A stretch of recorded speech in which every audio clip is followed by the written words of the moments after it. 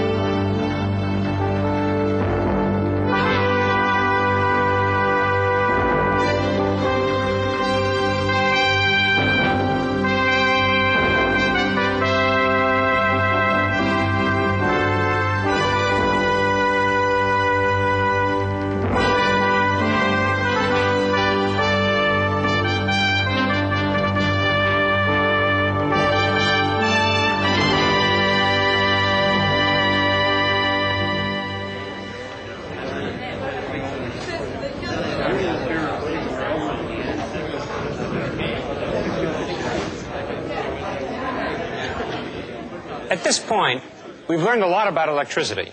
We know about forces and charges and voltages and electric currents and so on.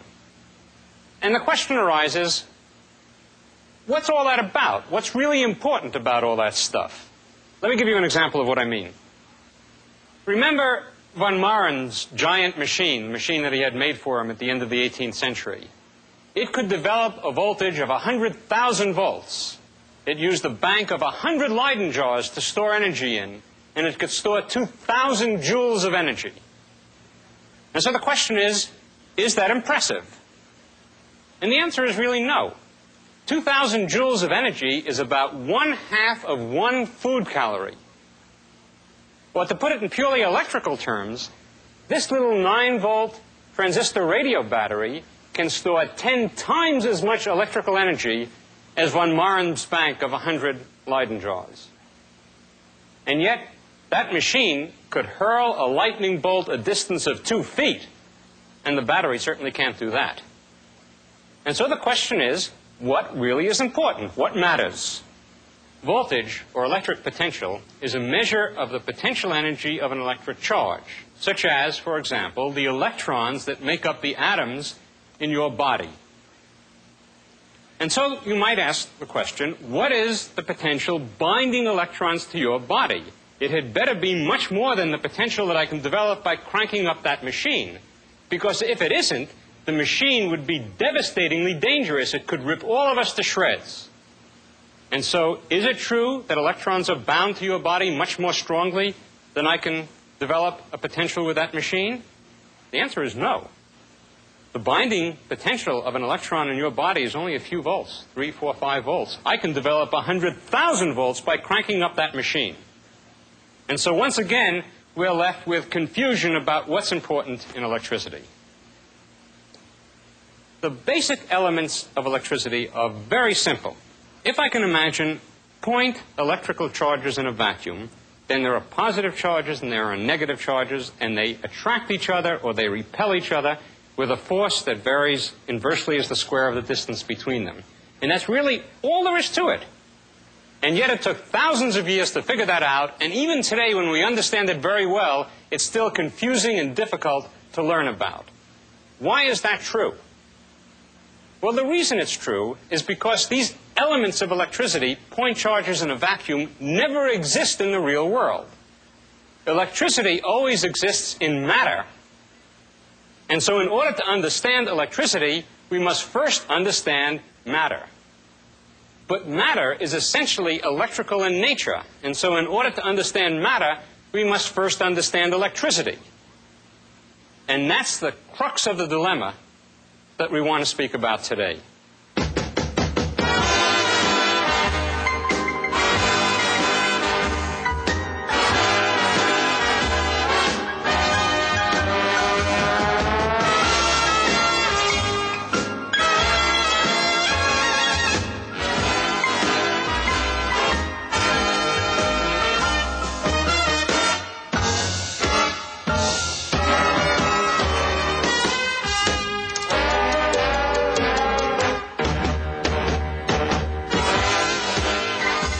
first glance, trying to see electricity in its true light seems as risky as a night out on the Las Vegas Strip.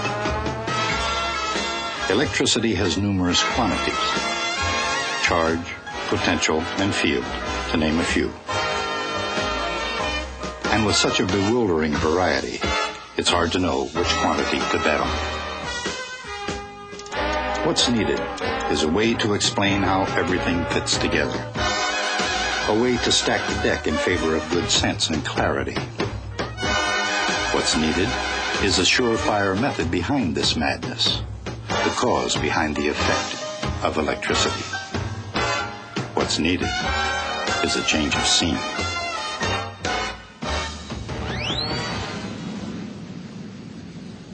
On the surface, the electrical connection between Las Vegas and these Nevada hills isn't immediately obvious. For one thing, surveyors don't gamble. There's nothing random in the detailed precision of their maps, nor in their measurements that determine the height above sea level of each point on a predetermined grid. A line is drawn, connecting all points a certain height above sea level, and then repeated for other heights at regular intervals. To a practiced eye, the resulting contours of constant height give a clear representation of the real landscape. By the same token, the contours on this map give a clear representation of an electric field. These are contours of constant electric potential, and they too represent a terrain that has its ups and downs. When real ground goes up and down, the prudent traveler wants to know about it, because going uphill can be hard work. And exactly the same is true for electric potential. Moving up the incline of potential is hard work.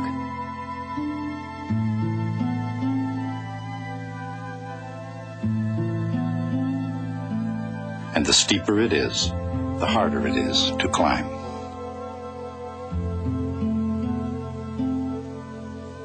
Of course, if the potential isn't changing, it takes no work at all. And if the potential decreases, the field is downhill all the way. In this analogy, electric potential is elevation, and electric field is the downward slope. To put it in more mathematical terms, the electric field is a negative derivative of the potential. Or, in other words, the potential is minus the integral of the electric field. The electric field of a single point charge is proportional to 1 over r squared.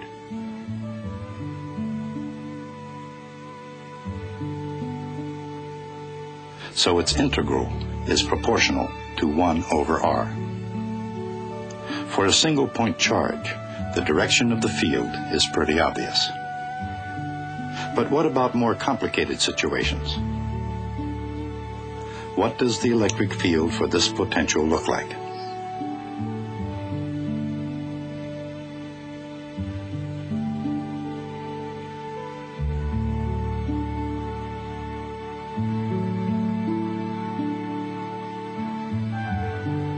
Because it takes no work to move a charge along a curve of constant potential.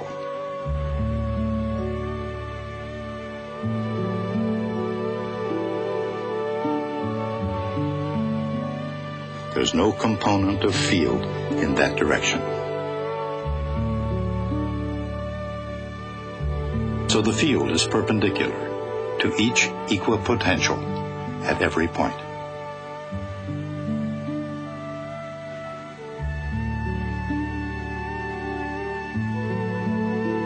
And that's how it assumes its familiar shape.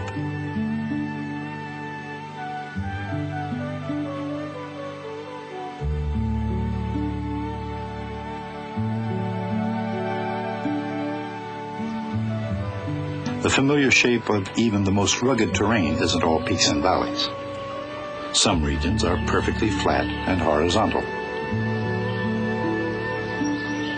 A lake is a region of constant height above sea level. Just as a region of constant electric potential is created by a conductor in an electric field. And since electric potential is the same everywhere on the surface of a metal, the electric field is always perpendicular to that surface. Out in the hills, it's hard to find much that's perpendicular to anything. But in the city, it's easy. And here it's easy to find electricity at work and at play. Although this proliferation of light and color is probably not what the pioneers of electricity had in mind, they nevertheless laid the foundation for it. Ben Franklin did his part by bringing electric potential out of the heavens and down to earth. Thomas Edison, thinking more about work than play, captured electricity in glass and made it yield light. The eventual proliferation of neon signs was probably not even imagined by Georges Claude, the French physicist who developed a practical neon light in 1909. Those first neon lights were put to work in the Grand Palais in Paris, not as decoration, but as house lights. The reddish glow of those lights was seen as a drawback by everyone. Everyone but Jacques Fonseca, a publicist. In that red glow, he saw great possibilities. He persuaded Claude to sell him the rights, and by 1912, Paris had the world's first neon sign, and the work had barely begun. Electric potential is the ability to do work by making electric charges flow. And no matter where they go, their potential is measured in volts. But how big is a volt? And how many volts does it take to do a job?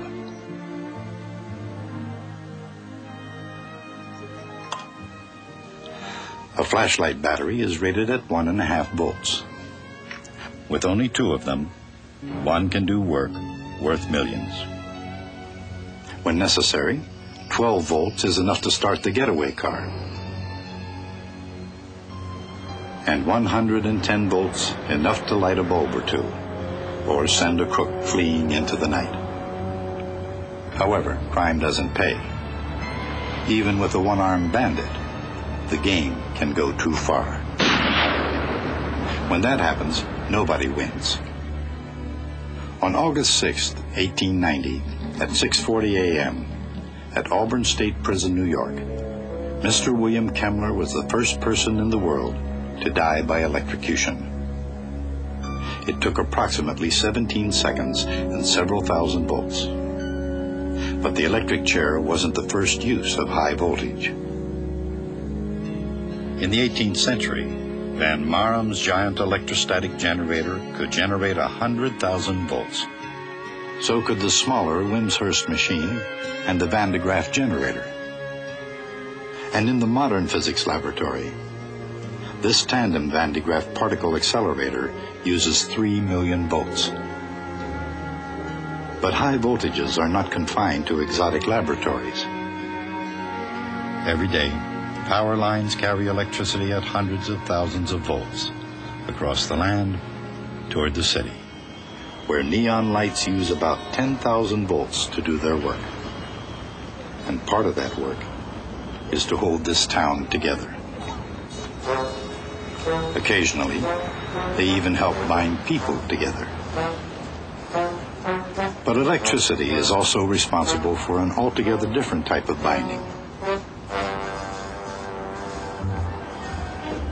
The atom itself, the basic building block of everything we see, feel, or smell, is held together by the force of electricity.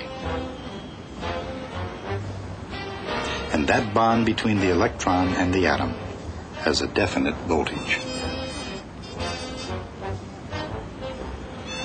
That voltage holds the world together. And so what is the voltage of the atom itself?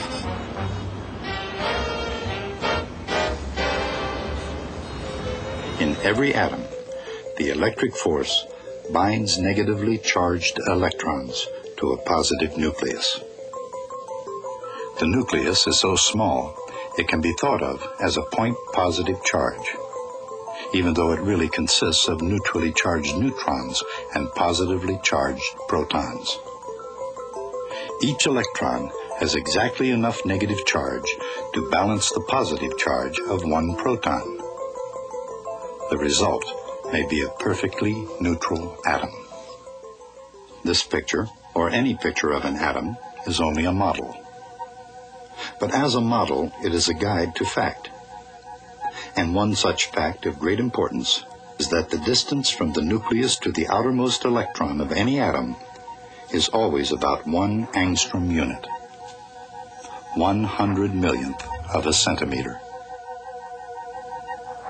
From the point of view of that outermost electron, the other electrons virtually balance the electric charge of all the protons in the nucleus except one.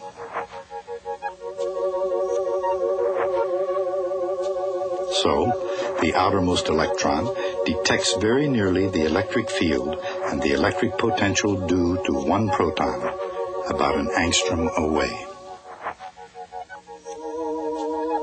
Its electric potential works out to just a few volts.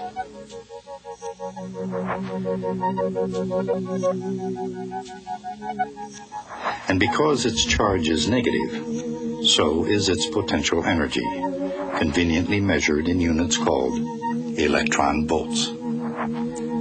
Those few electron volts, minus a little kinetic energy, is what has to be overcome to tear an electron from an atom. About the same is needed to remove an electron from a molecule or from a hunk of solid metal. Considerably less has to be overcome to tear dollars away from Las Vegas tourists. While the gambler's attraction for money is great, the bond between any $1 and the gambler is very slight indeed. But some of the other bonds made here are more long-lasting in nature. At least in some cases, the tie is very strong. But when a few volts tie an electron to an atom, how strong is that bond? Since a Van de Graaff generator can build up 100,000 volts, it seems this machine ought to be capable of ionizing every bit of ordinary matter in sight. But it isn't. Sometimes, voltage alone isn't enough. In fact, if an atom and a Van de Graaff engage in a simple tug-of-war for one electron, the atom always wins. Because a tug-of-war is a question of force, not voltage. In other words, what matters is the derivative of the potential energy, not just how big it is. Here's a Van de Graaff dome and an atom. They're competing for an electron that might be bound to the Van de Graaff by tens of thousands of volts.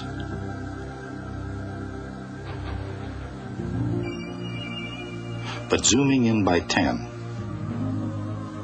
100, 1,000 times, the electron's potential energy due to the atom is seen to be much smaller, but very much steeper.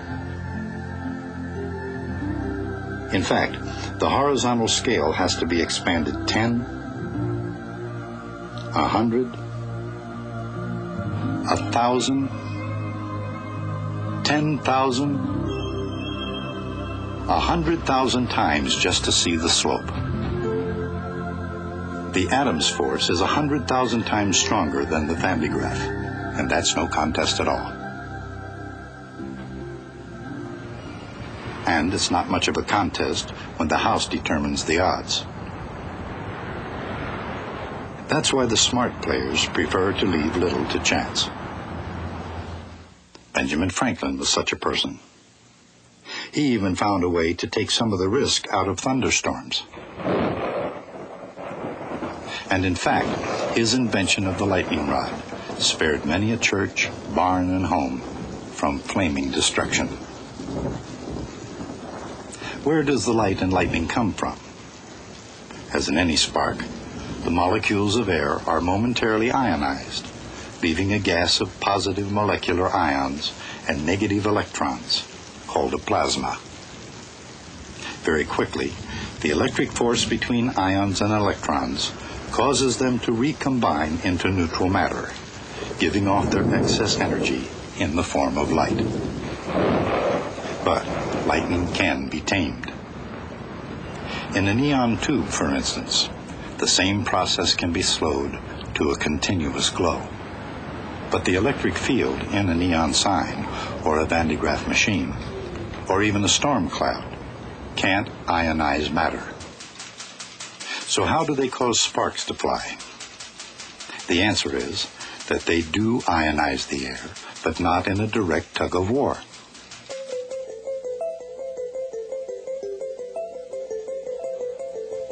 The air around the Van de Graaff bulb always contains a few accidental electrons.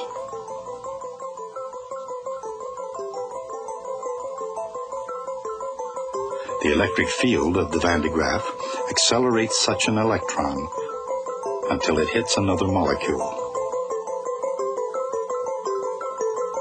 Then it starts over again.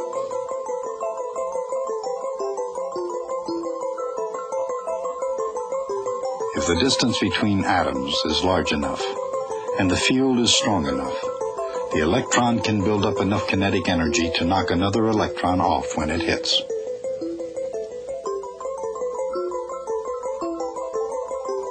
If that happens, both are accelerated, causing more ionization in a chain reaction that creates a spark.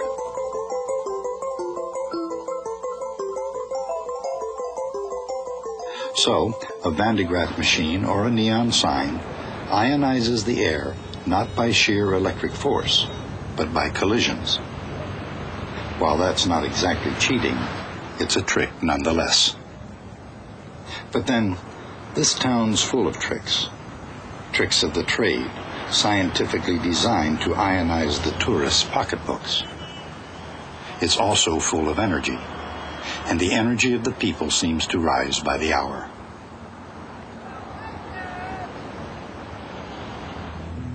Electric energy, on the other hand, goes up with voltage and with charge.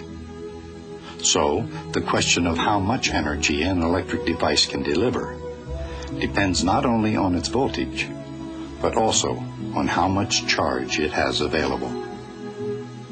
The Van de Graaff and this giant electrostatic generator both reach very high voltages before sparks discharge them.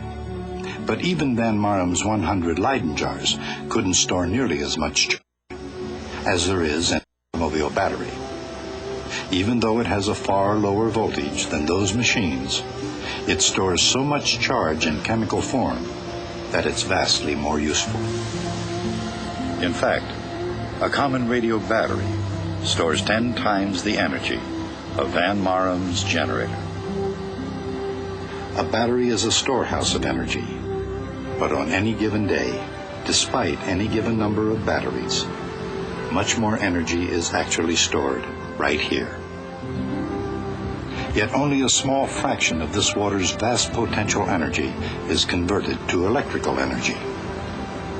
That energy travels across the desert to the city, where it's radiated into the night in all colors, shapes, and sizes. But behind the glittering facade, charge and field, energy, voltage, and force are the stuff of electricity. And that's the stuff that holds the universe together.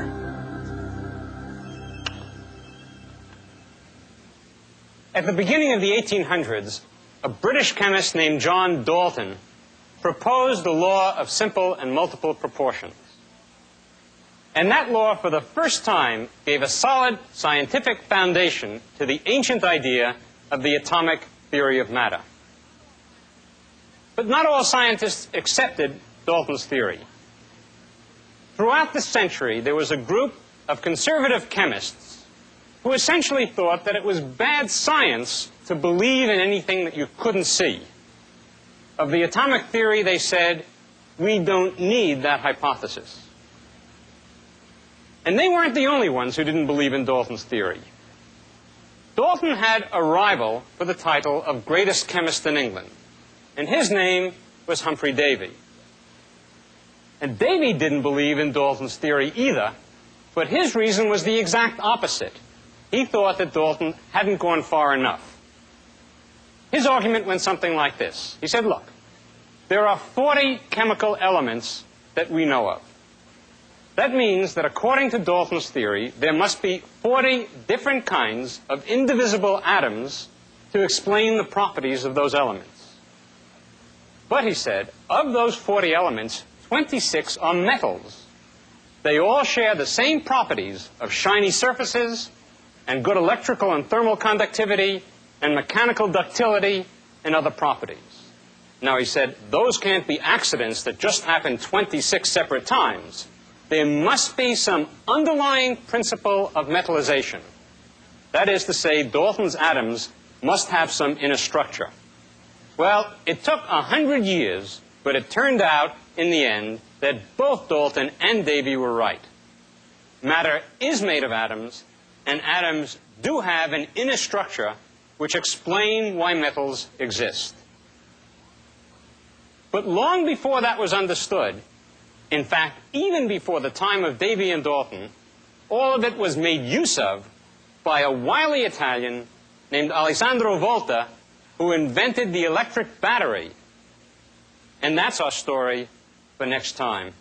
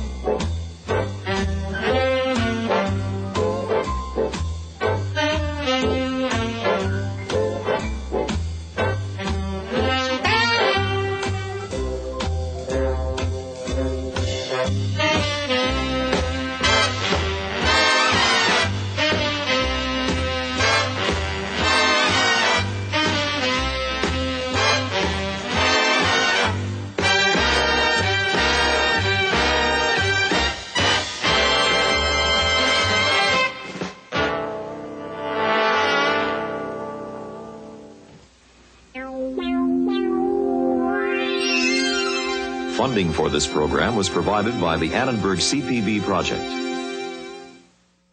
You can take a video course for credit, or teach one. You can buy these programs on video cassette, and our print and audio materials. You can join in our workshops, or learn more about math and science education reform. Talk to us. The Annenberg CPB Projects. www.learner.org. 1-800-LEARNER.